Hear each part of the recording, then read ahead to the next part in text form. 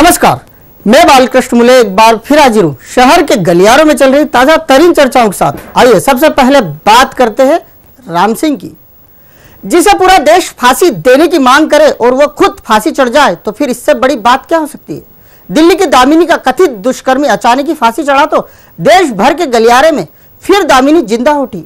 जिस किसी ने भी ये सुर्खी सुनी वो अवाक सा रह गया और कह बैठा, ये कहीं राम सिंह का आत्मनिर्णय तो नहीं जो उसने न्यायालय से पहले ही सुना दिया हो। 16 दिसंबर की देर शाम दिल्ली शर्मसार हुई थी और इसी दिन से महज 85 दिनों बाद यानी 11 मार्च को दिल्ली हैरान होने के साथ ही अवाक रह गई। 16 दिसंबर के बाद से ही पूरा देश गुस्से में भरा था, लेकिन 11 मार्च आते आते हुई फिर एक घटना ने देश के बाशिंदों को कुछ देर के लिए ऐसे मौन कर दिया कि उन्हें यही समझ नहीं आया कि अब क्या बोलें। लेकिन जैसे ही कुछ समय गुजरा, राम सिंह की फांसी पर भी लोग घर घर चर्चा करने लगे। दिल्ली की दामिनी एक बार फिर जीवित हो उठी। देश भर के गलियारों में राम सिंह की फांसी चढ़ने की सुर्खियां बड़े ध्यान से पढ़ी और सुनी गई। शाम ढलते ढलते शहर के गलियारों में भी दामिनी के कथित दोषी के किए की चर्चा की जा रही है। शहर के आम हो या खास, सभी बाशिंदे बस एक ही चर्चा कर रहे हैं कि महज 85 दिनों में ही राम सिंह ने ऐसा क्या चिंतन कर लिया जो वह आत्मनिर्णय कर खुद फांसी चढ़ गया। राम सिंह मुख्य अभियुक्ता था, उसका आत्मघाती निर्णय पूरी न्याय प्रक्रिया को प्रभावित कर सकता है। ये बात सब मान रहे हैं, लेकिन पूरी घटना को अब एक माला में कौन पिरोएगा, इसकी चिंता विवेचना करने वालों को सता रही है। दामिनी के दर्द को क्या इस तरह की फांसी न्याय कही जा सकती है? इस बात को लेकर भी बुद्धिजीवी चर्चा कर रहे हैं। हालांकि वे साथ ही ये भी चर्चा कर रहे हैं कि आने वाले दिनों में इस मामले में कई और राज खुल सकते हैं। आखिर किन परिस्थितियों में राम सिंह ने फांसी के फंदे को चूमा है? वैसे दामिनी के लिए सड़कों पर आने वाले लोगों के लिए ये घटना सिर पकड़कर बैठने और आत्मचिंतन के लिए विवश कर रही है। कोई कुछ कह रहा है तो कोई कुछ, लेकिन सभी को न्यायालयीन फांसी की आस थी, जो अब राम सिंह के किए के बाद टूट चुकी है और पूरा मामला ही एक नई राह पकड़ चुका है। कांतिलाल भूरिया और ज्योतिरादित्य सिंधिया के बीच चल रही अदावत रुकने का नाम ही नहीं ले रही है। सिंधिया तो चुप है, लेकिन भूरिया है कि क्या दिल्ली और क्या भोपाल, जहां होते हैं वहीं से सिंधिया पर निशाना साधना नहीं छोड़ते। सिंधिया दिल्ली में है तो भूरिया राजधानी में। भूरिया भोपाल से ही सिंधिया से पूछ रहे और कौन सा मौका चाहिए, बना तो दिया ऊर्जा मंत्री, वो भी स्वतंत्र। कांग्रेस में अभी मिशन 2013 को लेकर कुछ भी नहीं किया जा रहा है। पहले ज्योतिरादित्य सिंधिया समर्थक भूरिया के खिलाफ एकजुट थे, तो अब कांतिलाल भूरिया मीडिया की मदद से सिंधिया को बार बार कटघरे में खड़ा कर रहे हैं। सिंधिया पहले मालवांचल के दौरे पर आए तो बाद में भूरिया ने राहुल गांधी के सामने जमकर भड़ास निकाली। अब सिंधिया निमाड़ांचल का प्रभावी दौरा निपटाकर दिल्ली रवाना हो गए हैं। ऐसे में भूरिया ने फिर सिंधिया पर निशाना साधना शुरू कर दिया है। सिंधिया यूं तो मौन है, लेकिन भूरिया है कि उनके दौरों को किसी कीमत पर पचा ही नहीं पा रहे हैं। निमाड़ दौरे की पल पल की खबर भूरिया ने अपने शुभ चिंतकों से अपने तक बुलवा ली और मीडिया में अपना बयान भी फिर छोड़ दिया। भूरिया ने अपनी भाषा में सिंधिया से पूछ लिया कि वो और कौन कौन सा मौका चाहते हैं। वो ऊर्जा मंत्री तो बना ही रखा है, वो भी स्वतंत्र प्रभार के साथ, उन्हें और क्या चाहिए? ये वही बोल है जो भूरिया ने सिंधिया के लिए बगैर नाम लिए कहे हैं। भूरिया यहीं नहीं रुके, वो तो इतना भी बोल गए कि सीएम का फैसला तो हाईकमान करता है, फिर क्यों ये सब हो रहा है। भूरिया के कहे शब्द अब पूरे प्रदेश के गलियारों में चर्चा का विषय बने हुए हैं, लेकिन लोग यही नहीं समझ पा रहे हैं कि आखिर भूरिया सिंधिया के पीछे किसके कहे पर पड़े हुए हैं। सिंधिया तो कभी कुछ कह ही नहीं रहे हैं, वो तो भूरिया को ही मुख्यमंत्री बनाने की बात तक कह चुके हैं। फिर कांग्रेस के प्रदेश अध्यक्ष क्यों अपनी ही पार्टी के लिए लगातार आत्मघाती कदम उठाते आ रहे हैं? बंद कमरा बैठक के बाद भी भूरिया का सिंधिया को लेकर ये गुस्सा समझ से परे है। ऐसे में बेचारा कांग्रेसी बैठे बैठे केवल यही कह रहा है, देखना साहब, फिर लुटिया मत डुबवा देना। कमिश्नर प्रभात पाराशर और आईजी अनुराधा शंकर की विदाई चुनावी तो नहीं? इस प्रश्न का जवाब पूरे संभाग के हर मोड़ पर पूछा जा रहा है। शिवराज सरकार ने अब की बार बल्क में ऐसा फेरबदल कर डाला कि पूरे घर के ही बदल डाले। हाँ, इस फेरबदल के बाद हर तरफ एक ही चर्चा है और वो ये है कि इस बदलाव से पूरे मालवा अंचल में राजनीतिक स्थिरता आएगी और अब जल्द ही परिणाम भी देखने को मिल जाएंगे। प्रदेश की शिवराज सरकार ने मिशन 2013 को ध्यान में रखते हुए अंततः बड़ी प्रशासनिक सर्जरी को अंजाम दे ही दिया। सरकार ने इसके लिए पहले तो लंबी कवायद की और समय आते ही पूरे 88 क्लास 1 अफसरों को इधर से उधर कर दिया। इन 88 में से कई अफसर ऐसे हैं जिनके कारण लंबे समय से राजनीतिक टकराव या यूं कहें कि राजनीतिक अस्थिरता का माहौल बना हुआ था। 29 IAS और 59 IPS अफसरों को एक स्थान से दूसरे स्थान पर भेजे जाने से सरकार का पूरा चेहरा ही बदला बदला सा नजर आने लगा है। मालवांचल की राजनीति में इस बदलाव का सबसे ज्यादा असर देखा जा रहा है। जो जनप्रतिनिधि पिछले लंबे समय से पुलिस और प्रशासनिक अफसरों से दूरियां बनाकर चल रहे थे, वो एक बार फिर नए अफसरों के साथ कदम ताल करते दिखाई देंगे। सबसे ज्यादा चौंकाने वाला बदलाव इंदौर आईजी अनुराधा शंकर का कहा जा रहा है। धार भोजशाला के बाद से लगातार आईजी अनुराधा शंकर पूरे मालवांचल के हिंदूवादियों के निशाने पर आ गई थी और उनके हटने और रहने को लेकर लगातार चर्चाएं की जा रही थी।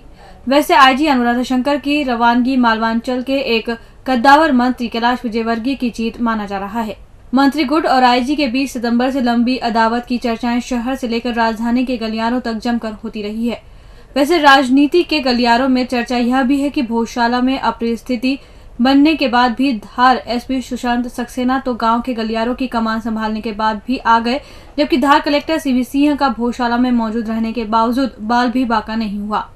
सिंह पर आंच न आना ये दर्शाता है कि इस बार मंत्री कैलाश विजयवर्गीय की तबादला सूची में जमकर चली है। इंदौर एसएसपी रहे विपिन माहेश्वरी का इंदौर रेंज का आईजी बनना भी मंत्री गुट को ही प्रभावी बनाता है, जबकि कमिश्नर पाराशर को लेकर कहीं कोई विवादित स्थिति नहीं रही। पाराशर की सेवानिवृत्ति में कुछ ही समय बचा है, ऐसे में वो चाहकर भी विधानसभा चुनाव नहीं करा पाते। फिर इन वक्त पर नए कमिश्नर को संभाग की कमान देना उचित नहीं समझा जा रहा था, इसलिए उन्हें विदा कर दिया गया। नवागत कमिश्नर संजय दुबे पहले से इंदौर में अलग अलग पदों पर रहते हुए अनेकों जिम्मेदारियों का बखूबी निर्वहन कर चुके हैं। इनके लिए न तो शहर नया है न संभाग। बीजेपी पार्षद सुधीर देड़गे लगातार ही अपनी ही पार्टी की किरकिरी करा रहे हैं। पार्षद देड़गे का पुतला पहली बार जला तो सामान्य घटना में गिना गया, लेकिन दूसरी बार यही नौबत आते ही पार्टी के भी कान खड़े हो गए। पार्टी कार्यालय में देड़गे के बार बार जलते पुतले से महा जनसंपर्क अभियान कटघरे में आ गया है और इधर पार्षद है कि मौन धारण किए हुए हैं। चुनावी साल में सत्तारूढ़ बीजेपी को अपने जनप्रतिनिधियों के बार बार जलते पुतले परेशान कर रहे हैं। बीजेपी महाजनसंपर्क अभियान को गति देने के मूड में है और आम लोगों की मूलभूत समस्याओं से परेशान होकर हर दिन पुतले फूंककर पार्टी नेताओं के लिए मुसीबत खड़ी कर रहे हैं। बीजेपी पार्षद सुधीर देगड़े का पहली बार पुतला जला तो संगठन ने इसे एक सामान्य घटना माना, लेकिन तीसरे ही दिन दूसरी बार जैसे ही पुतला जला सभी नेताओं के कान खड़े हो गए। सबसे खास बात तो यह है कि पुतले उस वक्त जल रहे हैं जब पार्टी प्रदेश सरकार के लिए हुए विकास कार्यों को घर घर पहुंचाने के काम में लगी हुई है, जबकि इधर आम लोगों ने बीजेपी के पार्षदों की निष्क्रियता पुतले फूंक कर जग जाहिर करने का काम शुरू कर दिया है। यही वजह है कि कुछ इलाकों में महाजनसंपर्क अभियान से पार्षद दूरी बना रहे हैं। मंडल अध्यक्ष और मंडल महामंत्री बार बार अपने पार्षदों से आग्रह कर रहे हैं कि वो भी महाजनसंपर्क अभियान में साथ रहे, लेकिन पार्षद है कि अपने ही वार्ड के मतदाताओं के सामने नहीं जा रहे हैं। संगठन के पदाधिकारी इन मामलों में शिकायत विधायकों से भी कर चुके हैं और विधायक अपने पार्षदों को लेकर ये तक कह चुके हैं कि उन्हें छोड़ो, आप ही यानी संगठन ही महाजनसंपर्क जारी रखे। पार्षदों की बेरुखी के बाद अचानक चुनाव से महज 6 माह पहले बनी इस स्थिति से पूरा संगठन भौचक है और संगठन में अंदर ही अंदर आम लोगों के रोष पर चिंतन शुरू हो गया है। बीजेपी के सुधीर देगड़े के बाद अभी कुछ और इलाके हैं जहां अब पार्षदों के पुतले जलेंगे। ऐसे में पार्टी के पार्षद खुद अब कोशिश में जुट गए हैं कि वो किसी कीमत पर कम से कम अपना पुतला न जलने दे, वरना संगठन की जैसे नजर देगड़े पर पड़ी है बस ऐसे दूसरों पर न पड़ जाए। और अंत में बात करते हैं ब्लैकमेलर पत्रकार की। पत्रकारिता के नाम पर जो हो जाए वो कम है। इन दिनों एक कथित पत्रकार के गंदे कारनामों के किस्से शहर के मीडिया कर्मियों के साथ साथ उन लोगों के बीच जमकर चर्चा का विषय बने हुए हैं जो इस कथित पत्रकार के चंगुल में फंस चुके हैं। अब इस ब्लैकमेलर पत्रकार के खिलाफ खाकी के पास दर्जन भर शिकायतें पहुंच चुकी है और बस अब कार्रवाई होने को है। हमेशा नेताओं से घिरे रहने वाले एक कथित पत्रकार की करनी पर अब खाकी ने तिरछी नजरें डाल दी है। इस कथित पत्रकार पर टाउनशिप मालिक को ब्लैकमेल करने का आरोप लगा है। जिस पत्रकार के खिलाफ पुलिस में शिकायत की गई है उसका नाम कपिल तिवारी है और वो अपने साथ एक रीजनल चैनल का माइक रखने के साथ ही 5 से 6 साथी भी रखता है। तिवारी के खिलाफ यूं तो एक ही प्रकरण कायम किया गया है, लेकिन इसके विरुद्ध अब तक 1 दर्जन से ज्यादा मामलों में शिकायतें खाकी के पास पहुंच चुकी है। कपिल के 2 साथी खाकी की गिरफ्त में हैं और वो लगातार उसके किए मामले उजागर कर रहे हैं। खाकी ने उस मोहतरमा के भी बयान दर्ज कर लिए हैं जो कपिल के खेल का हिस्सा हुआ करती थी, लेकिन पुलिस के सामने बचने की कोशिश कर रही है। अब जब से तिवारी के किस्से मीडिया की सुर्खियां बन रहे हैं, तभी से उसके खिलाफ लगातार शिकायतों का ग्राफ लगातार बढ़ता ही जा रहा है। खास बात तो ये है कि इस पत्रकार का गिरोह भंवरकुआ थाना क्षेत्र में सक्रिय है। इस गिरोह पर आधा दर्जन से अधिक ब्यूटी पार्लर संचालकों से वसूली के आरोप हैं। दरअसल अब जब से तिवारी के किस्से जग जाहिर हुए हैं, तभी से कई पुराने मामले भी सुर्खियों में आ गए हैं। ये एक गिरोह है जो कई दिनों से उन लोगों को बनाता जा रहा है जो शहर में गोरख धंधे में लिप्त हैं।